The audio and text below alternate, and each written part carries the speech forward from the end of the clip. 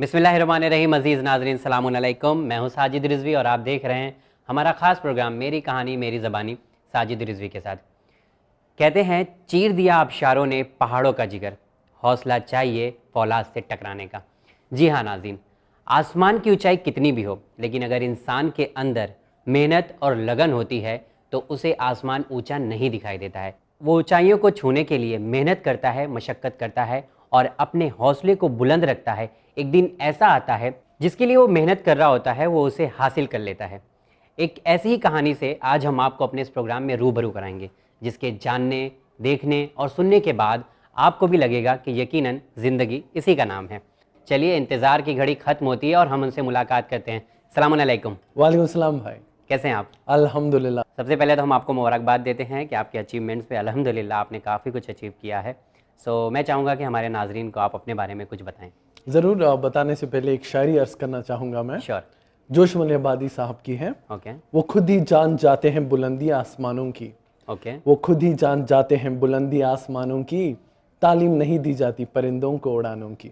वाह। और हकीकत ऐसा ही होता है अपनी ज़िंदगी में, आपसे के शेर से मिलता जुलता होता है कि इंसान जब अगर चाहे कुछ करना तो वो बहुत कुछ कर सकता है, और बिल्कुल बहाने अगर बनाना चाहे तो वो बना भी सकता है कि ऐसा नहीं होता है। जी बहरहाल आपकी लाइफ को हम अगर एक नज़र डालें तो काफ़ी कुछ आपने अचीव किया है। जी आपका बचपना कैसा रहा? जी। मतलब किस तरीके का बैकग्राउंड था आपकी फैमिली का? क्या स्ट्रगल्स आपकी लाइफ में रहे हैं? ज़रूर ज़रूर बिल्कुल। बचपन में मैं बहुत ही शैतान बच्चा था। स्कूल जाने कतराता था। मम्मी डैडी मेरे बैग्स ला के जैसे तैसे मुझे स्कूल को भेजते थे, और मैं पढ़ाई में बिल्कुल अच्छा नहीं था। ओके तो जैसे तैसे मेरे डैड, उनका बिजनेस अमेरिका में थे, वो छोड़कर बेंगलोर आ गए, और जैसे भी उन्होंने काफ़ी सारा मोटिवेशन किया मुझे, काफ़ी सारा सीख दी। और वही स्कूल में जो मेरा प्रमोशन डाउटफुल हो गया था फर्स्ट स्टैंडर्ड में, 10th स्टैंडर्ड में जाके मैं उसी स्कूल का स्कूल कैप्टन बना, हेड बॉय। तो काफ़ी जर्नी रहा है। एक I was very naughty student, मतलब कि सारे टीचर तंग आ जाते थे मुझसे।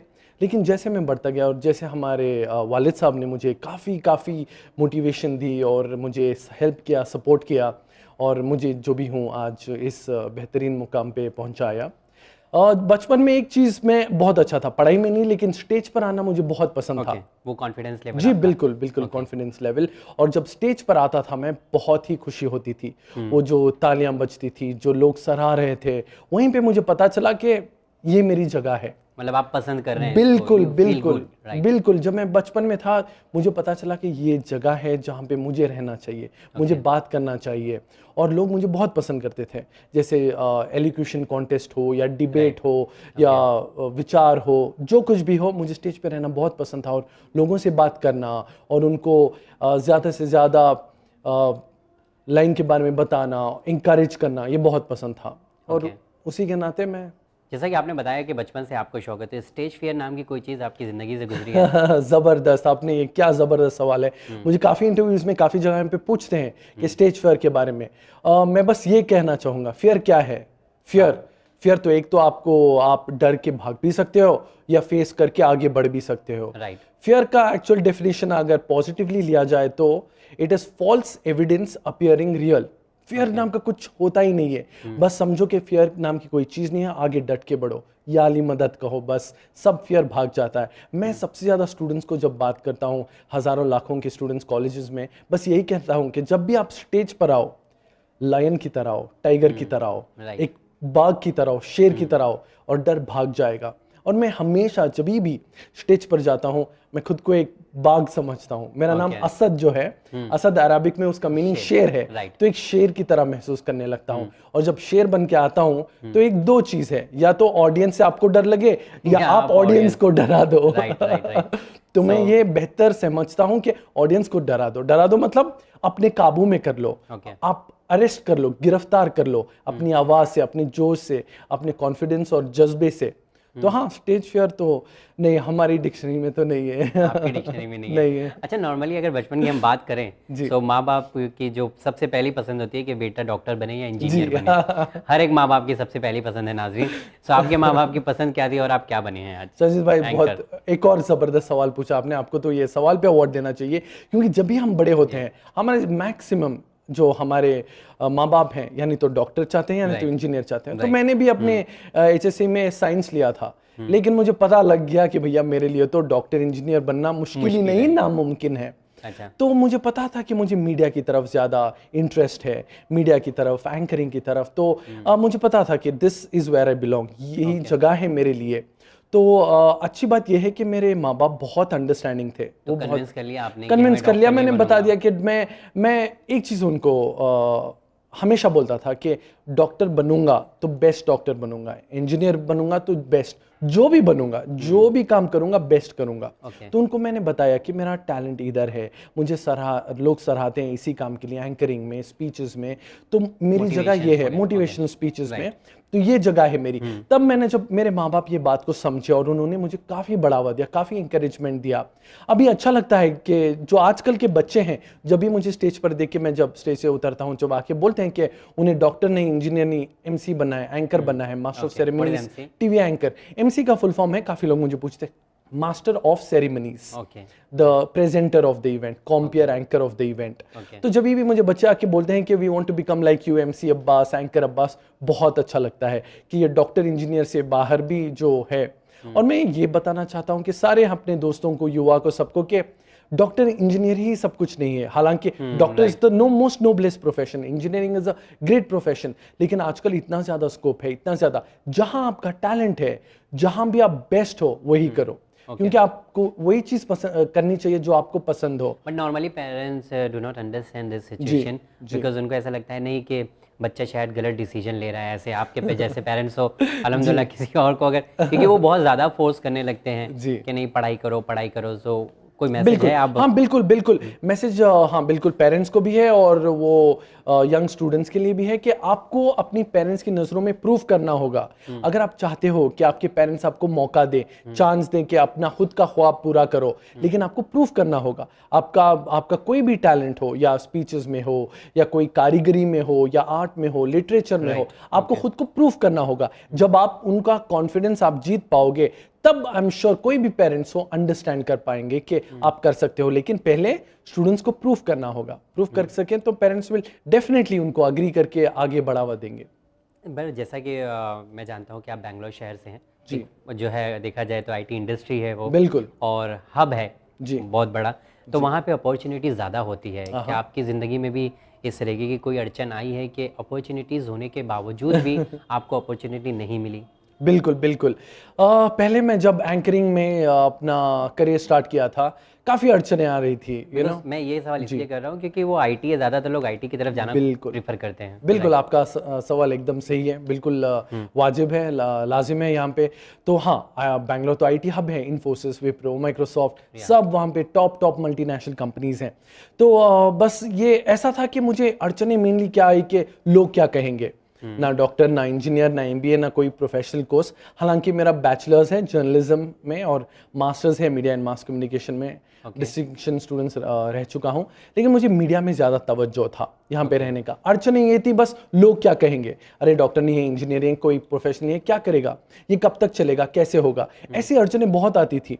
लेकिन मैं खुद को एक कॉन्फिडेंस था, मौला का एक जज्बा था कि कुछ करना है, कुछ कर दिखाना है। मेरे एक्चुअली देखे तो HSC में 12th में काफ़ी कम मार्क्स आ गए थे। तब काफ़ी कॉलेज में मिलना मुश्किल था। लेकिन मेरे में एक ज़ील थी, एक उम्मीद थी कि मैं कुछ कर पाऊंगा डेफिनेटली, और अपने बल पे। एक बहुत इंपॉर्टेंट है खुददार बनना। आपके पेरेंट्स आपको मोटिवेट कर सकते हैं, लेकिन जो खुद को बनाना होता है, वो कहते हैं ना कि सबसे अच्छी चीज़ ये कर सकते हो, अपने आप को बिल्ड करो, अपने आप को मजबूत करो, तभी आप आगे बढ़ सकते हो। अड़चनें तो बहुत होती हैं लाइफ में, डिफिकल्टीज, फेलियर्स, बहुत ठेस पहुंचता है और बहुत हमें दुखा देता है, लेकिन उसके आगे बढ़ना चाहिए और अपने आप में एक कॉन्फिडेंस ऐसा पैदा करना चाहिए कि कोई भी आपको हिला नहीं सकता। चलिए, आपने स्टार्ट कैसे किया अपना करियर? क्योंकि जब आप बताएंगे आपने 10th किया, 12th किया, सो फिर एंकरिंग या इस तरीके के मोटिवेशनल स्पीकर बनना कैसा आपको लगा? जी, ये एक ऐसा समय था जब मेरा 12th स्टैंडर्ड एग्जाम खत्म हो गया था। मेरे मार्क्स काफ़ी लो आए थे। तब मैंने मैं काफ़ी डिस्करेज हो गया था। तब मैं एक पेपर लिया और एक पेन, और अपने आंसुओं के साथ मैं उस पर लिखता गया। जो इंक पेन में लिख रहा था, वो आंसू गिर के उधर ब्लॉट हो गया था पेपर। आज जो मैं हूँ 10 साल पहले मैंने यही कहानी लिखी थी कि मैं क्या करने वाला हूँ, क्योंकि जो मेरे दोस्त थे वो अच्छे अच्छे कॉलेजेस में जम गए थे, मेरे काफ़ी फ्रेंड्स सब, तभी मैंने ये किया कि मैं जो भी बनूंगा, जो भी करूंगा, आज जो लोग मुझे ऐसी वैसी बातें कर रहे हैं, मुझे नीचे खींच रहे, मुझे आगे नहीं बढ़ने दे रहे हैं, उन सबको जवाब दूंगा। वो कहते हैं ना कि कामयाबी ही सबसे सही जवाब है। Right. That is the best way to answer them. So I wrote it down. काफी छोटी शुरुआत थी मेरी। इस्लाम भी कहते हैं अगर किसी से आप चाहते हो तो अपने अंदर तरक्की करो, बिल्कुल अपने अंदर अच्छाइयाँ पैदा करो। बिल्कुल। मैंने काफी छोटी तरह से शुरुआत की अपनी। बिग बाजार जो हम सब जानते हैं, बिग बाजार से मैं शुरुआत किया। बिग बाजार का मैं एक सेल्स अनाउंसर था। तो बाय 1 गेट 1 फ्री, ये करो, ये साड़ी लो, ये कुकर लो, ऐसे करके। बोल के बताएंगे कैसे करते थे? हाँ क्यों नहीं। Buy 1 get 1 free, madam, ladies and gentlemen, please come. We have fantastic offers on Prestige cooker. We have some great offers on Kanjivaram silk sarees. Kannada में होता था ये। बन्नीमा वलगड़े बन्नीमा dress material cotton synthetic printed.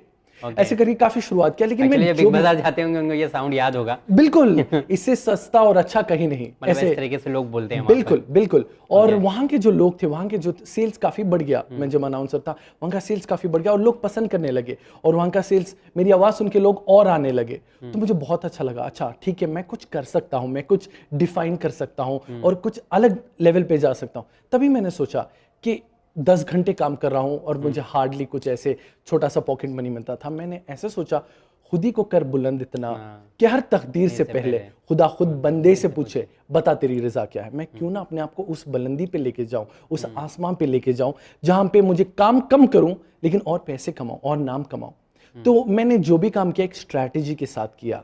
ऐसे नहीं सिर्फ हार्ड वर्क के साथ smart work equal to success, कामयाबी। पैसे कमाना आपका बचपन से शौक था? मतलब मैं बस अपना टैलेंट दिखाता गया, स्पीचेस करता गया, एंकरिंग करता गया, पैसे आते गए। मुझे ज्यादा इंपॉर्टेंट क्या है, पैसा डेफिनेटली आएगा जब एक ब्रांड बन जाओगे आप। कोई भी एक ब्रांड समझो, एक चाहे रतन टाटा हो, अजीम प्रेम जी हो, या जो भी हो, या फेसबुक के मार्क ज़करबर्ग हो, एक बार अगर आपका नाम बन जाए, ब्रांड बन जाए, तो पैसा तो आपके पीछे आएगा। वो कहते हैं ना कि नाम करो ऐसा। पैसा आना तो बहुत इजी, कई रास्ते भी हैं, लेकिन पैसे का सही यूटिलाइज करना आप चाहते हैं कि अगर इंशाल्लाह खिदमत करें कौम की। अरे बिल्कुल, definitely charity begins at home, जैसे कहते हैं कि घर से शुरुआत होनी चाहिए। और हाँ बिल्कुल, मैं एक चीज़ मानता हूँ, अगर आप इस हाथ से चैरिटी करो तो इस हाथ को पता नहीं लगना चाहिए। That is very important. और हाँ, जो मैं कंटिन्यू कर रहा था, एक बहुत अच्छी कहावत है, नाम करो ऐसा कि नाम सुनते ही काम बन जाए, या काम करो ऐसा कि काम से नाम बन जाए। तो ये बहुत बहुत इंपॉर्टेंट है, नाम को बनाना, खुद को एक ऐसी हस्ती बनाना कि लोग एक सही इमेज प्रेजेंट करना सोसाइटी में। बिल्कुल, बहुत इंपॉर्टेंट है। और कोई स्ट्रगल के जब आप कर रहे थे या आपका अचीवमेंट चल रहा था जिस तरीके से, कोई स्ट्रगल, कोई ऐसा मूवमेंट, कोई ऐसा वाकया कुछ आपको याद आता है कि ये? हाँ, एक वाकया था जब मैं खुददार था बचपन से, और मेरे वालिद साहब ने भी मुझे काफ़ी खुददार बनाया था। एक वक्त ऐसा था कि मुझे पॉकेट मनी नहीं मिली थी, मैं काफ़ी कॉलेज को जल्दी पहुंच गया, तब मेरे पास पैसे नहीं थे। और काफ़ी दोस्त लोग होते थे जो बहुत अमीर थे, वो कहीं भी जाके खाना खा सकते थे, कोई भी अच्छे होटल में, लेकिन उस समय मेरे पास पैसे नहीं थे। तो एक पल ऐसा था जब मैं वाटर कूलर जो होता है, वाटर कूलर में जाके पानी से अपना पेट भर लिया। और कभी कभी पैसा नहीं होता तो मैं कॉलेज से घर तक चल के आ जाता था। मेरी शुरुआत समझो बसेस से हुई, उसके बाद ऑटो से हुई, फिर बाइक से हुई, फिर कार से हुई। एक मेरी एक किताब आ रही है, इंशाल्लाह नेशनल बेस्ट सेलर होगी, उसका नाम है ऑटो टू ऑडी।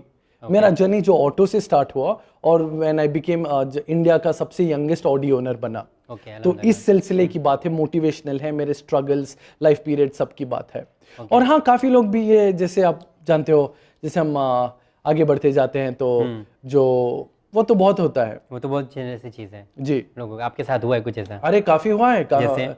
जैसे कि मैं एक शायरी में अर्ज करना चाहूँगा, जिक्र हैदर को सुनाने में मज़ा आता है, जिक्र हैदर को सुनाने में मज़ा आता है, जलने वालों को जलाने में मज़ा आता है।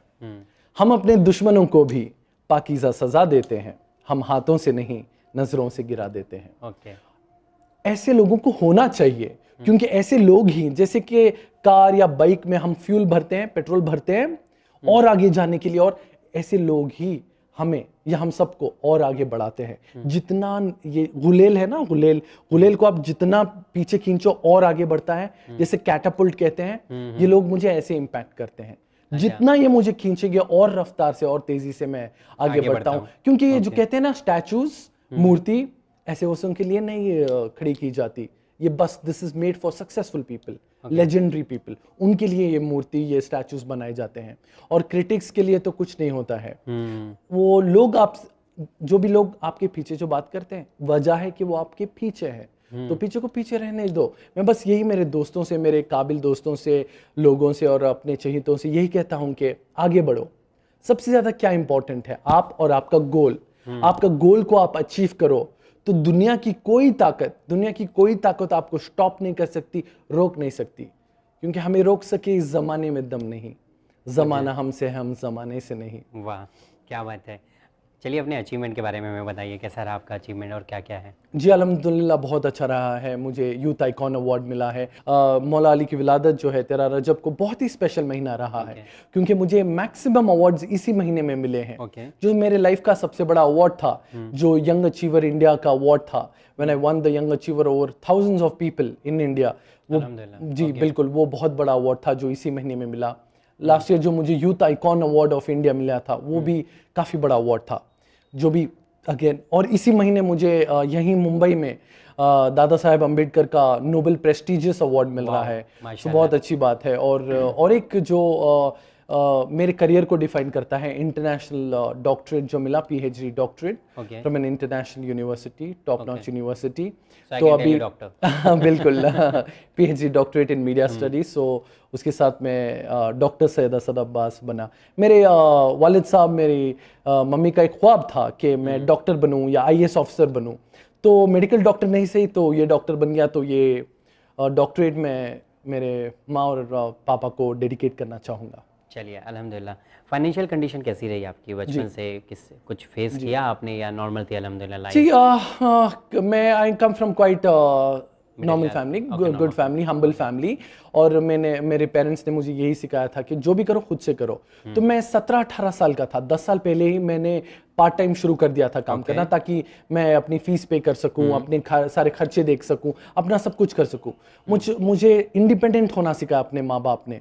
तो स्ट्रगल्स तो काफ़ी थे, स्ट्रगल्स तो आते रहते हैं। स्ट्रगल्स के बिना के लाइफ का मज़ा नहीं आता। स्ट्रगल्स चाहिए कि आप एंजॉय कर सको, क्योंकि दिन के बाद रात, रात के बाद दिन होता है, तो ये बहुत इंपॉर्टेंट है। स्ट्रगल्स तो काफ़ी थे, लेकिन स्ट्रगल्स को ओवरकम करने में बहुत मज़ा आता है। अच्छा जी, चलिए जिस तरीके से आपने बताया है, सुन के ऐसा लग रहा है कि आप बचपन से इंथुसियास्टिक है कि करना ही है काम, मोटिवेशन आपके अंदर आता था और मज़ा आता था काम करने के लिए। बिल्कुल। बचपन में कैसा रहा माहौल? क्या मतलब बचपन में आपने सोचा था कि आप आगे चल के जो है लोगों को मोटिवेट करेंगे कि कुछ बनो, स्पीकर एक बनेंगे? जी, बचपन में क्या सोचा था? बड़ा ही दिलचस्प सवाल पूछा है आपने, क्योंकि बचपन में जब मैं छोटा था और मैं न्यूज़पेपर, टीवी वगैरह देखता था, तब मेरे अंदर एक आवाज़ आ गई थी कि मुझे भी टीवी पर आना है, एंकर बनना है, मुझे भी न्यूज़पेपर्स में आना है।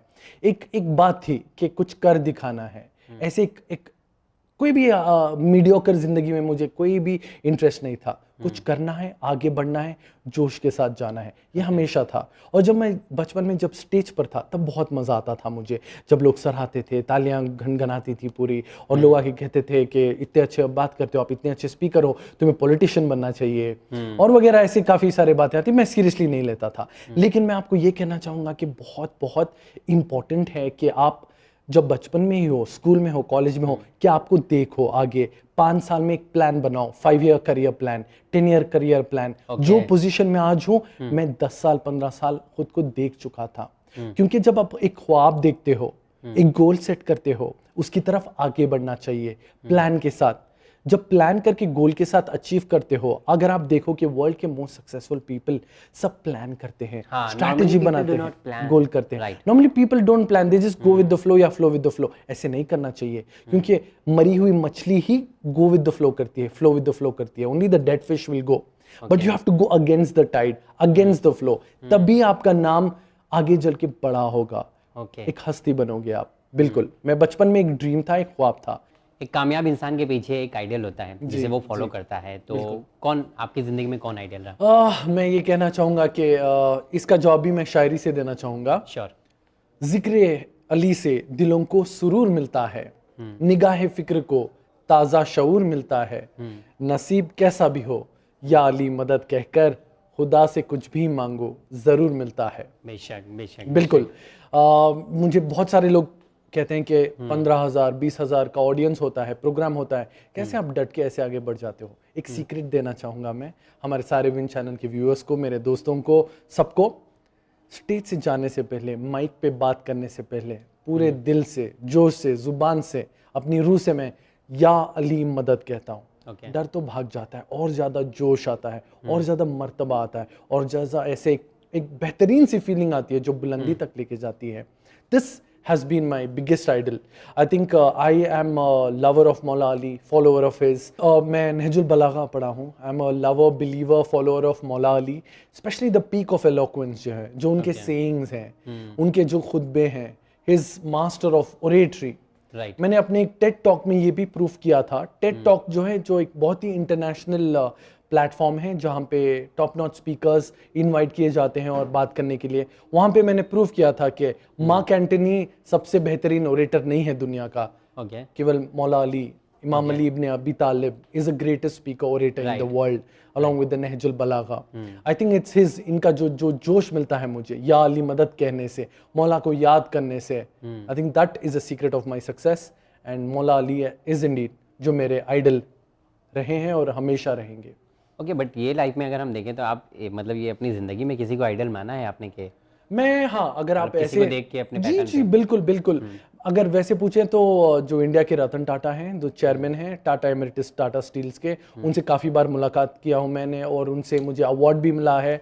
और उनकी सबसे अच्छी बात यह है कि वो बहुत सादगी है उनमें। जब भी आप देखो doctor APJ Abdul Kalam, mister अजीम प्रेम जी, रतन टाटा, जो भी हैं बहुत ही नर्म मिजाज के हैं, बहुत ही सिंपल हैं, क्योंकि झुकता वही है जिसमें जान होती है, झुकता वही है जिसमें जान होती है, अकड़ना मुर्दे की पहचान होती है। तो इन सब से मैंने ये चीज सीखा स्पेशली रतन टाटा साहब के, जो भी आपको लाइफ में जो भी मर्तबा मिले, झुक के चलो, नर्म मिजाज से रहो, क्योंकि अकड़ना मुर्दे की पहचान होती है। या आपने बहुत सही कहा कि जो है जो अकड़ नहीं आनी चाहिए जिंदगी में अगर इंसान कामयाब हो जाता है। बिल्कुल। और जो फले हुए पेड़ होते हैं वो भी हमेशा झुक जाते हैं। बिल्कुल बिल्कुल। अकड़ते सूखे पेड़ ही हैं। सूखे पेड़ ही हैं। बहुत सही। उनसे कोई फायदा भी नहीं ले सकता है और ना ही वो किसी को फायदा पहुंचा सकते हैं। बिल्कुल। बहरहाल जब एक इंसान एक मकाम पे पहुंचता है तो लोग चाहने लेते हैं, मोहब्बत करने लगते हैं। जी, तो आपको लोग किस तरीके से देखते हैं, किस तरीके से मोहब्बत करते हैं? MC अब्बास फैन एसोसिएशन है, उससे काफ़ी ज़्यादा प्यार मिला है मुझे।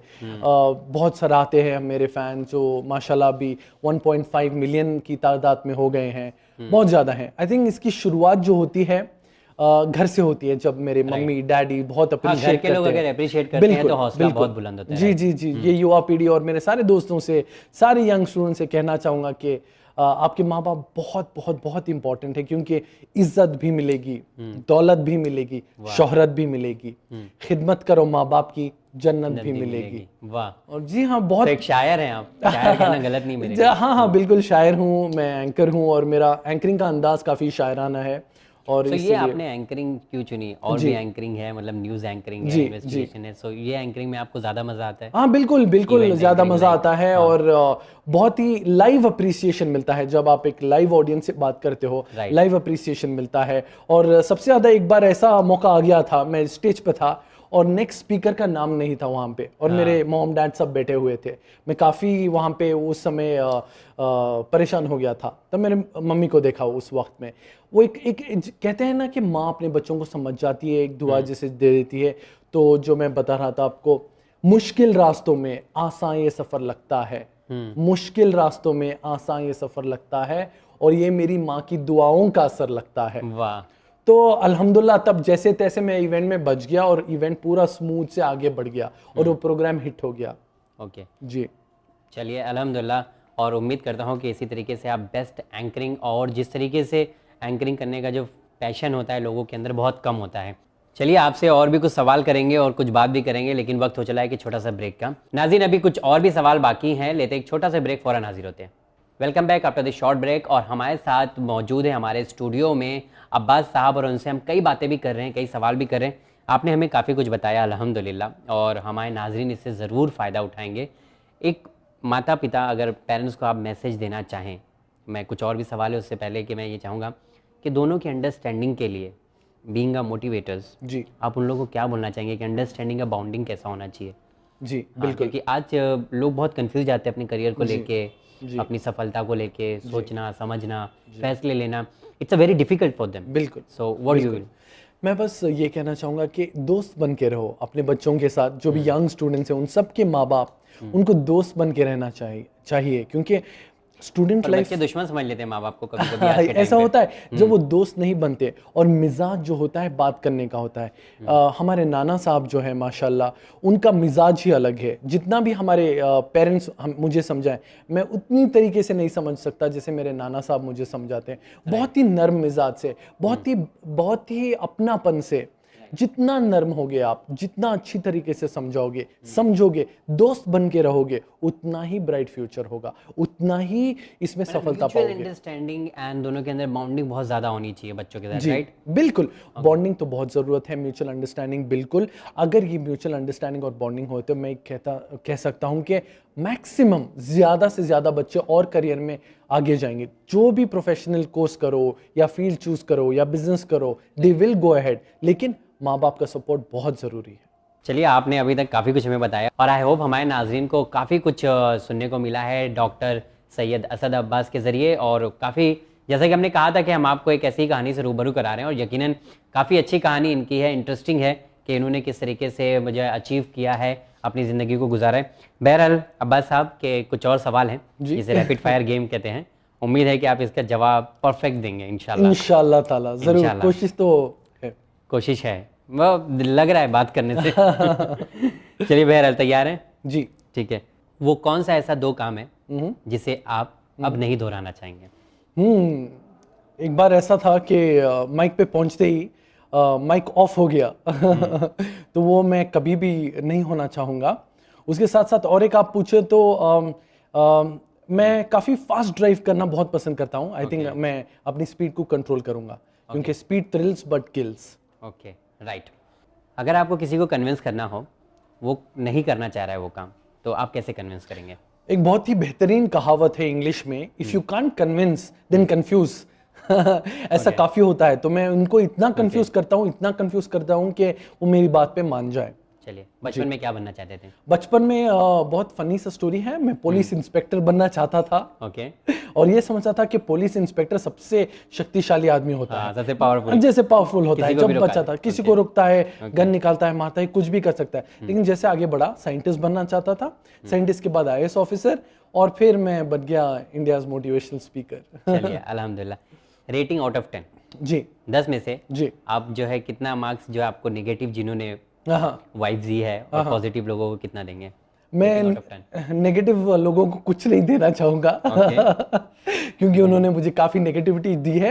हालांकि मैं पॉजिटिविटी देना चाहूंगा। 10 में से 10 नेगेटिव को पॉजिटिव देना चाहूंगा। क्योंकि अगर वो नहीं होते तो मैं यहाँ नहीं होता। उनकी बातों से, उनके काम से मुझे इतनी सक्सेस अता की है। वो कहते हैं ना कि अपनी कामयाबी से उनको मार दो और एक मुस्कुराहट से उनको गाड़ दो।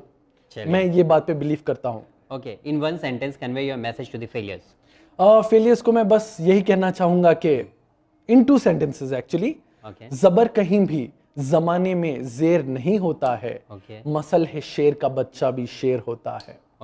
जैसे भी मुश्किल आओ, जैसे भी फेलियर्स आओ, डट के सामना करो और शेर बन के सामना करो। कौन से ऐसे 2 लोग हैं आपकी जिंदगी में जिन्होंने आपको हमेशा कुछ ना कुछ करने की कोशिश की है? काफी आसान सा सवाल है और बहुत ही खूबसूरत सवाल है। मेरी माँ और मेरे बाप। मैं जो भी हूँ आज, जो भी बन सका हूँ, उनका ख्वाब पूरा कर सका हूँ, वही हैं। जो मेरे माँ बाप ने मुझे अनकंडीशनल प्यार मोहब्बत से मुझे नवाजा है और इतना चाहा है, और मैं जो कुछ भी हूँ मैं उनको डेडिकेट करना चाहूँगा। चलिए, माँ बाप को डेडिकेट भी कर दिया आपने। बहुत खूब, आपसे बात करके हमें बहुत अच्छा लगा। काफ़ी कुछ आपने हमें बताया, इसके लिए हम शुक्रिया अदा करते हैं आपका। Thank you so much. बहुत शुक्रिया। यूथ को मैं ये कहना चाहूँगा कि बहुत ही इंपॉर्टेंट मैसेज मेरे दिल से जोशमल अब्बादी साहब ने कहा है, मंजिलें उन्हीं को मिलती है जिनके सपनों में जान होती है। पंखों से कुछ नहीं होता, हौसलों से उड़ान होती है। चलिए, बहुत अच्छी बात है और काफ़ी कुछ आपसे बात किया, एक शायराना अंदाज आपका रहा हमारे Thank you, सामने। thank और एक बीइंग मोटिवेटर्स, कोई एक लाइन, कोई एक सेंटेंस, आप कोई मैसेज, कोई पैगाम आप देना चाहेंगे? One message I'd like to give all of you out there is Langston Hughes जो हैं, बहुत ही बड़े नामी आदमी हैं, उन्होंने, एक लेजेंड ने कहा, hold fast to dreams, for if dreams die, life is a broken winged bird that can not fly. So ये युवा जो देख रहे हैं, ये आपकी उम्र है, आगे बढ़ो, कुछ हासिल करो, कुछ पाओ, क्योंकि अपने ख्वाब को पूरा करने में ही सबसे ज़्यादा मज़ा और सबसे बड़ी कामयाबी आपको मिलती है। चलिए, बहुत अच्छा आपने पैगाम भी दिया, थैंक यू सो मच। आप हमारे प्रोग्राम पे आए, आपके अचीवमेंट से चैनल विन की तरफ से, मेरी कहानी मेरी ज़बानी की तरफ से एक अवार्ड हम भी आपको देना चाहेंगे। अरे क्या बात है, थैंक यू वेरी मच, बहुत बहुत शुक्रिया। नाज़रीन, आज मेरी कहानी मेरी ज़बानी साजिद रिजवी के साथ आज हमारे दरमियान मौजूद थे बेंगलोर के रहने वाले डॉक्टर सैयद असद अब्बास, जिन्होंने अपनी ज़िंदगी के बारे में हमें काफ़ी कुछ बताया। उन्होंने क्या स्ट्रगल किए, क्या अचीवमेंट्स है, उसके बारे में भी जाना। अगर आप भी चाहते हैं इस तरीके से कामयाब होना, तो यकीनन जो आपसे बड़े लोग हैं, जिन्होंने कुछ ज़िंदगी में हासिल किया है, उनसे आपको ज़रूर सीखना पड़ेगा। हमारे प्रोग्राम दिखाने का मकसद ही यही है कि जो लोग हमारे प्रोग्राम में आते हैं, उनके बारे में आप देखें, समझें और सुनें, और एक बार ज़रूर सोचें, क्या ज़िंदगी इसी का नाम है?